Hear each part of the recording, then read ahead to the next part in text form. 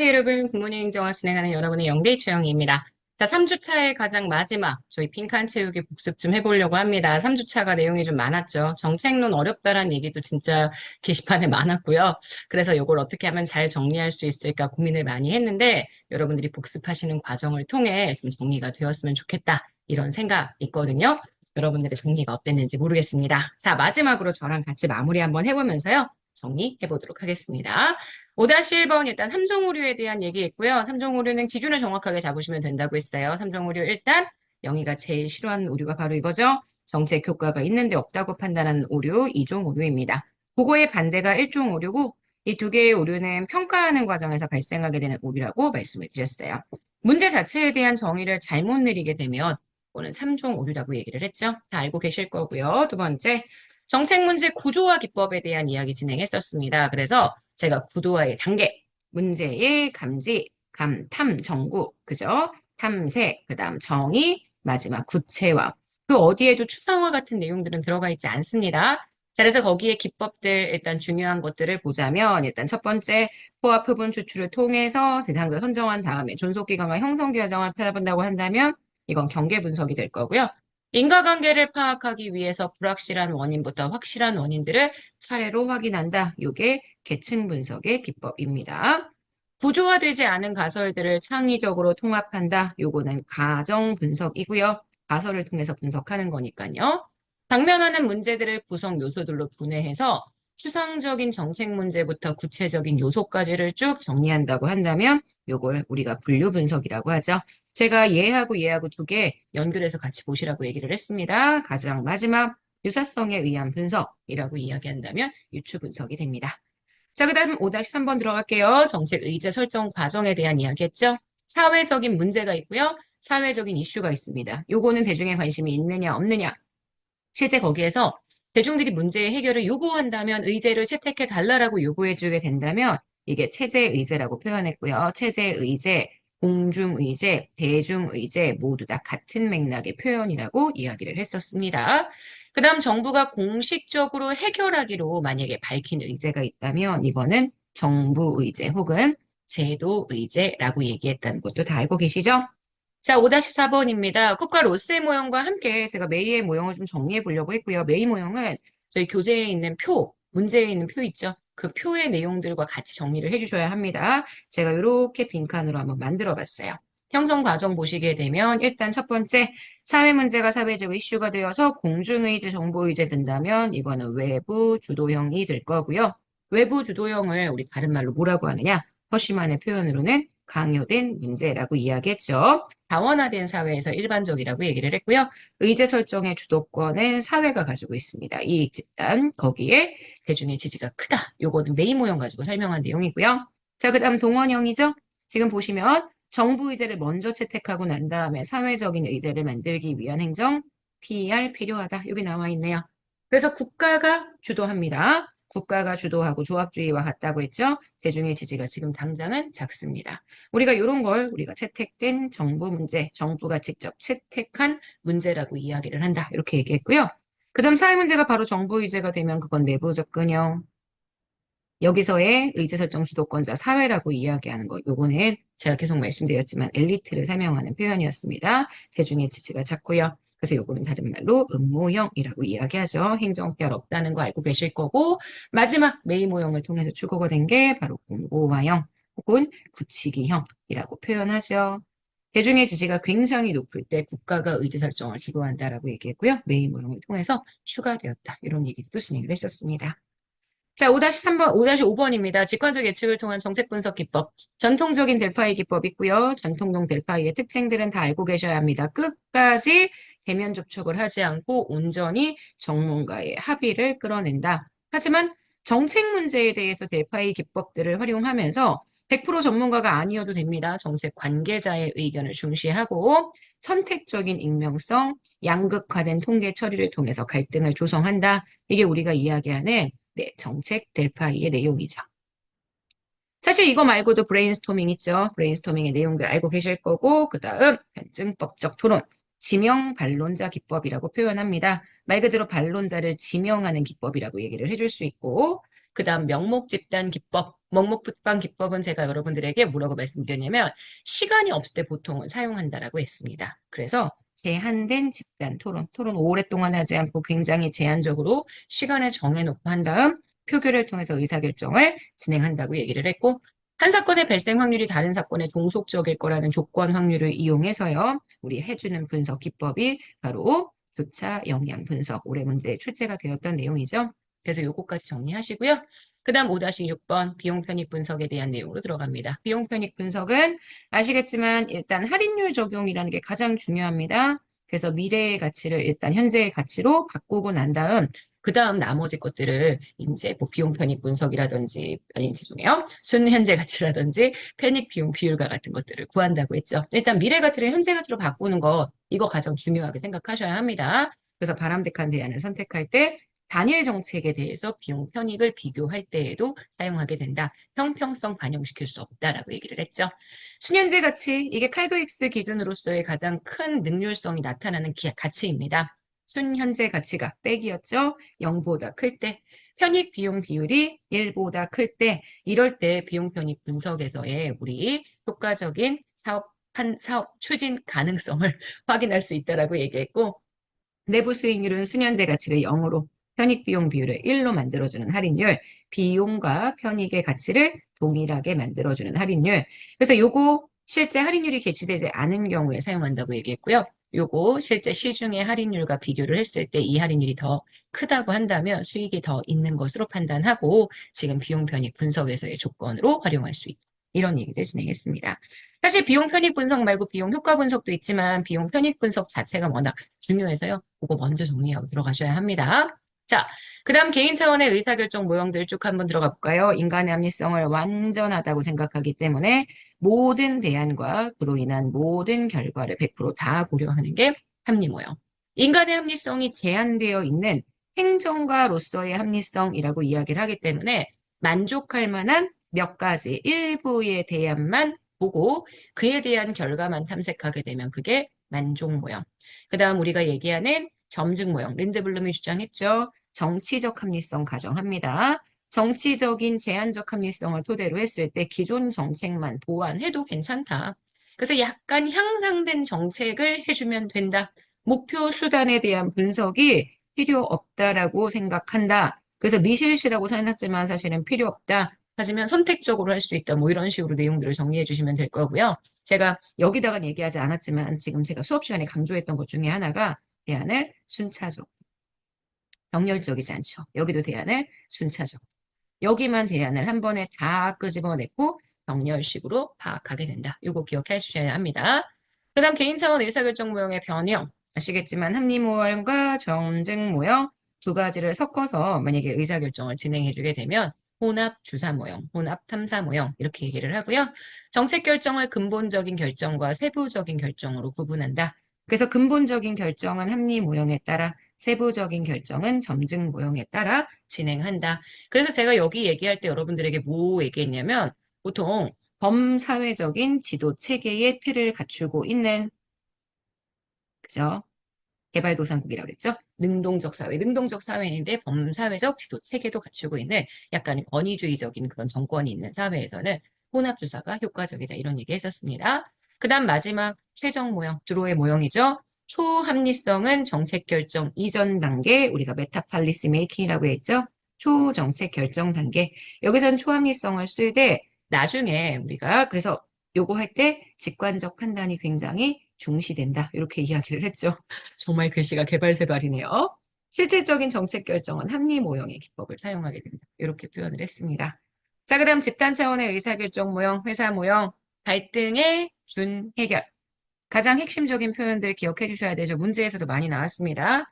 표준 운영 절차, 조직의 학습, 문제가 발생할 때에만 탐색하니까 문제 중심의 탐색. 이러한 것들이 회사 모형이 가지고 있는 내용이다. 이렇게 정리해 줄 수 있고요. 그 다음 쓰레기통 모형, 정책 결정 모형으로서의 쓰레기통 모형에서의 전제 조건 세 가지, 불분명한 선호, 불확실한 기술, 참여자 역시 일시적 참여자. 그래서 여기에서 의사결정이 이루어지기 위한 네 가지의 조건, 제가 보자고 했죠? 문, 해, 참, 선입니다.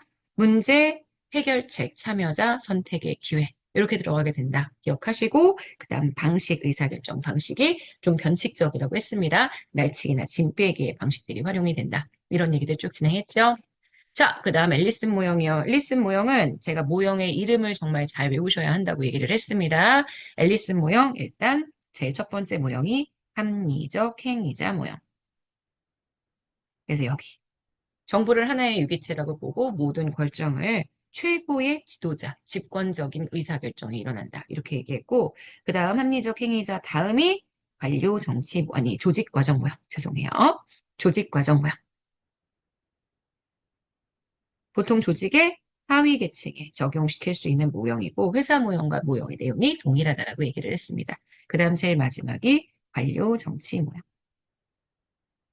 그래서 관료 정치 모형은 조직의 제일 상위 계층에게 적용시키는 일종의 쓰레기통 모형 같은 그런 형태의 모형이라고 정리를 했었죠. 자, 그래서 앨리스 모형 다 하고요. 그 다음 사이버네틱스 모형까지 들어갔습니다. 사이버네틱스 모형은 아시겠지만 시스템 공학의 사이버네틱스 개념을 이용해서 반복적인 의사결정 과정, 요거를 수정하고 완료하는 과정에 대해서 설명하고 있는 모형이고, 제가 얘는 다른 거 없습니다. 문제를 완전하게 해결하는 그런 거 없고요. 그냥 불확실성을 통제하기 위한 적응적인 의사결정 과정을 강조해. 이렇게 표현했죠. 사전에 프로그램화되어 있는 메커니즘을 통해서 의사결정을 하기 때문에 제가 일종의 자동 온도 조절 장치처럼 생각을 한다. 이렇게 얘기했고, 제가 수업 시간에 예시를 들 때에는 카카오톡 챗봇 상담 같은 또는 고객센터 같은 그러한 매뉴얼화되어 있는 상담 기법들을 사용하는 곳들, 이런 얘기들을 좀 정리를 했었습니다. 자, 그 다음 6-1번으로 들어가도록 하겠습니다. 6일차의 내용으로 접근하게 되는 거죠. 맨 첫 번째 정책 집행에 관한 이론과 연구, 프레스만과 웰다부스키. 제가 이 두 학자에 대한 얘기가 1세대 연구라고 이야기했고요. 정책 집행과 결정을 분리시키지 않고 연속적 과정이라고 생각합니다. 집행 과정에서 너무 많은 사람들이 함께 행위를 하게 되면 공동행위 결과가 너무 복잡해진다. 복잡성을 강조했다. 이렇게 얘기를 했습니다. 2세대 학자 사바티아 마즈마니언, 반미터 반홀은 여기까지가 하향.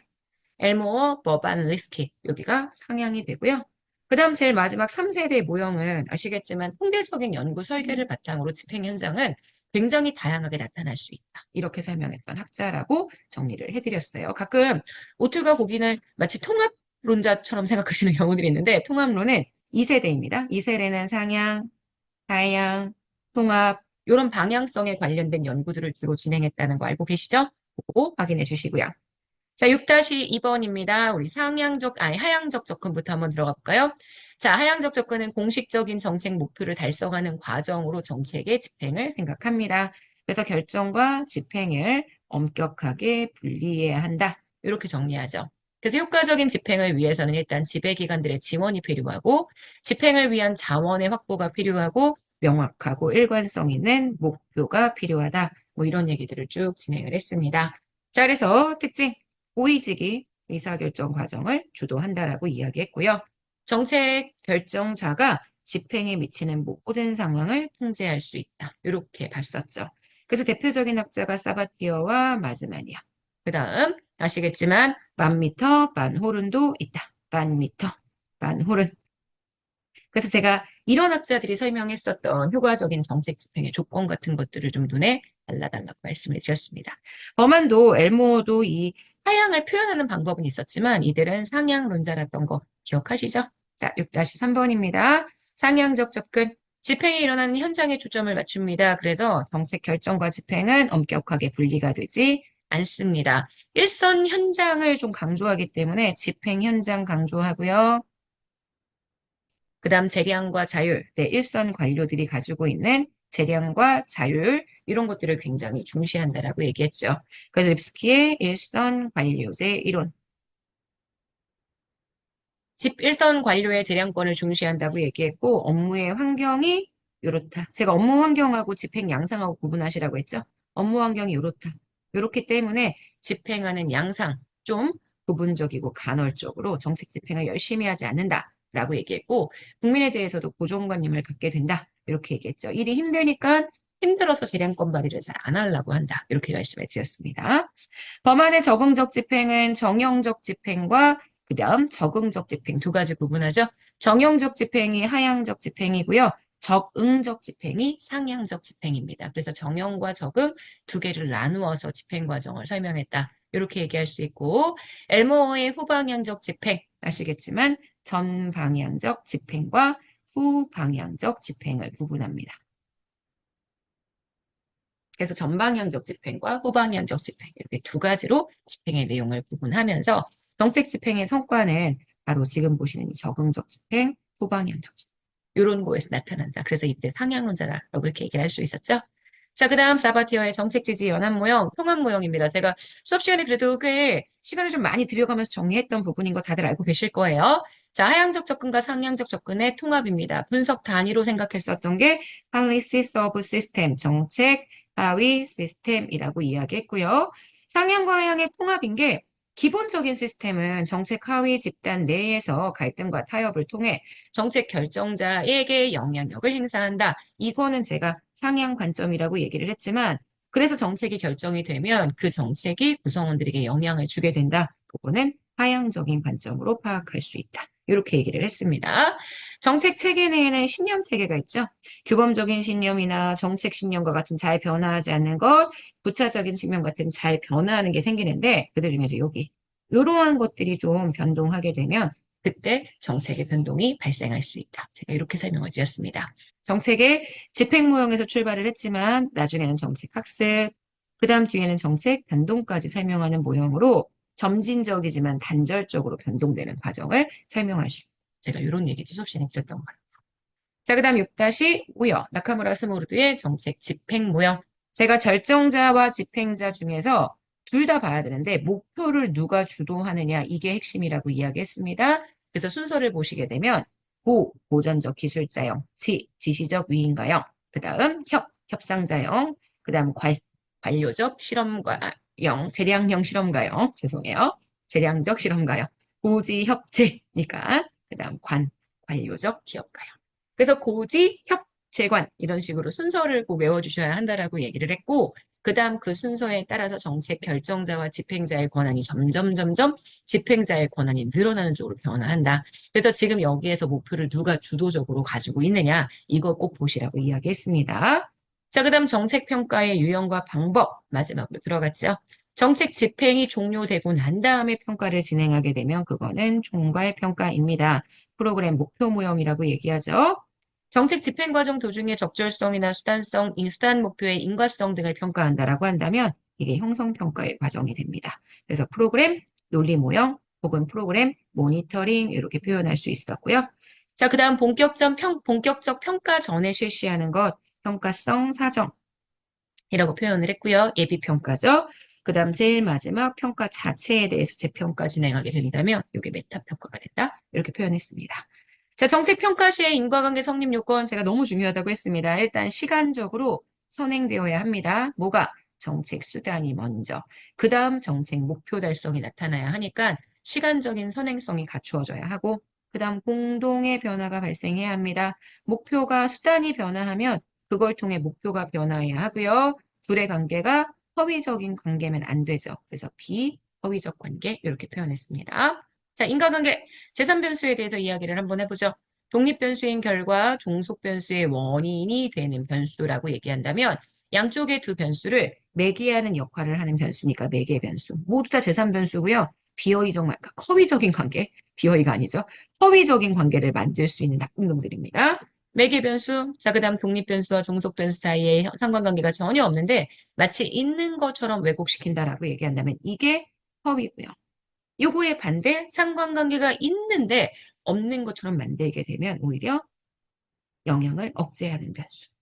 혼란 변수는 양쪽 다 왔다 갔다 해서 인과관계를 과대평가하거나 혹은 과소평가하게 만들어줄 수 있는 변수 마지막 조절 변수까지 부스터 변수까지 제가 쭉 얘기했고요. 그 다음 타당도에 대한 얘기했죠. 타당도 중에 제일 메인은 바로 요거죠. 인과관계의 파악이 얼마나 제대로 이루어졌느냐. 이걸 우리가 내적 타당도 실험 결과를 얼마나 일반화시킬 수 있느냐, 외적 타당도, 그 다음 성공적으로 개념들을 조작적 종이했느냐, 구성적 타당도, 마지막 통계적 타당도까지 타당도 얘기 쭉 나갔고요. 자, 그 다음 내적 타당도 저의 요인, 제가 이야기를 했었죠. 내적 타당도 저해 요인의 대표적인 내용들 아시겠지만 외부에서 어떤 사건이 발생해서 사전 사후 측정값이 달라진다. 그러면 당연히 이거는 역사 요인이 되겠죠. 자, 그다음 순전히 시간의 경로로 발생하는 변화라고 얘기한다면 성숙 효과. 상실 요인은 알겠지만 두 개의 집단, 실험 집단과 비교 집단 중에 한쪽 집단이 막 상실되는 그러한 효과들을 설명을 해서 일반적으로 무작위 배정과 사전 측정을 통해서 통제할 수 있다. 이렇게 정리를 합니다. 선발 요인 나오죠. 선발 요인 역시 무작위 배정과 사전 측정을 통해서 줄일 수 있고요. 정책 실시 점수 유사한 검사를 반복해서 친숙도가 높아지는 게 실험에 영향을 준다면 테스팅 검사 요인이라고 이야기해 줄 수 있고, 마지막, 극단적 점수를 받은 실험 대상의 시간이 흐름에 따라 덜 극단적인 상태로 간다면, 그거는 회귀 요인이 됩니다. 여기에 제가 딱 내적 타당도 말고 외적 타당도 저의 요인 두 가지 딱 넣으려고 했는데 빠졌더라고요, 여러분. 왜 빠졌는지 모르겠습니다. 자, 지금 보시는 여기 들어가야 되는 내용은 사실 외적 타당도 저의 요인의 두 가지, 호손 효과와 크리밍 효과 두 가지가 제일 중요한 거 알고 계시죠? 자, 그다음 정책 평가의 방법 중에 실험입니다. 실험 어렵게 생각하실 필요 없다고 했습니다. 준실험과 진실험을 구분하는 기준은 동질성입니다. 동질성을 확보할 수 없다면 준실험, 동질성의 확보가 가능하다면 진실험. 그래서 얘를 과거지향적 설계랑 미래지향적 설계라고 했죠. 제가 준실험의 방법은 좀 암기하시라고 했어요. 짝짓기, 시계열 분석을 통해 회귀, 불연속 설계 주로 한다고 얘기해요. 단절적 시계열 분석 이런 거 한다고 그랬습니다. 그래서 이렇게 두 가지 내용 잘 기억하시고 장점, 외적 타당도는 크지만 내적 타당도는 떨어집니다. 상대적으로 진실험은 장점, 외적 타당도는 떨어지지만 내적 타당도가 커진다. 이런 특징들이 나타나게 된다라고 말씀을 드렸었죠. 자, 그 다음 6-12번 정부 업무 평가에 대한 내용이 있습니다. 정부 업무 평가는 정부 업무 평가 기본법에 따라서 움직이게 되고요. 중앙행정기관의 자체 평가, 그 다음 국정을 통합관리하기 위해 국무총리가 직접 진행하게 되면 특정평가, 그 다음 이미 실시한 평가에 대해서 또 한 번 평가를 진행하니까 재평가 들어가는 거 보실 수 있고요. 지방자치단체는 자체평가하죠. 그 자체평가 과정에 행안부가 평가를 지원한다고 얘기했습니다. 그 다음 국가위임사무에 대해서는 합동평가, 그 다음 공공기관은 외부평가 주로 하죠. 정보업무평가위원회에 대한 얘기하면서 제가 위원장이 2명이다. 그리고 15인 이내의 위원으로 구성했다. 이렇게 얘기했고, 그리고 자체평가를 진행하는 기구는 모두 자체평가위원회를 만들어야 되는데, 그때 민간위원회 숫자가 3분의 2 이상이어야 한다. 이렇게 얘기했던 것도 기억하시죠? 자, 그러면 그 밑에 마지막 들어가도록 하겠습니다. 정책 변동과 환류. 아시겠지만 정책을 완전히 새롭게 만든다라고 한다면 그건 정책의 혁신. 정책의 기본적 특성이나 특정 목표 수단에 큰 변화 없이 정책을 유지하게 되면 유지 수단만 일부 교체될 수 있다라고 얘기했습니다. 정책 목표는 유지하되 정책 수단을 완전히 수정하거나 대체해야 한다고 이야기를 하게 되면 이건 정책 승계. 그 다음 제일 마지막에 정책 종결까지 크게 네 가지의 내용 가지고 정책 변동과 환류에 관련된 내용들을 정리를 해봤습니다. 자, 양이 좀 많긴 했는데요. 여기까지가 우리 2장 전체의 내용들입니다. 2장 전체 우리 정책 의지 설정부터 정책 평가까지 이틀 동안 진행을 했던 거예요. 문제의 양도 많고 공부하기 진짜 힘들었겠지만 그래도 이걸 통해 정책 파트가 좀 좋아졌으면 좋겠습니다. 정책 파트 진짜 기출비 좀 높은 거 아시죠? 네, 오늘 좀 길었습니다. 그래도 그러실만 했을 거라고 생각하고 있을게요.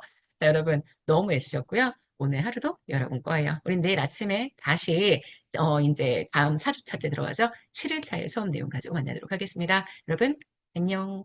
아, 오늘 하루도 여러분 거예요. 안녕.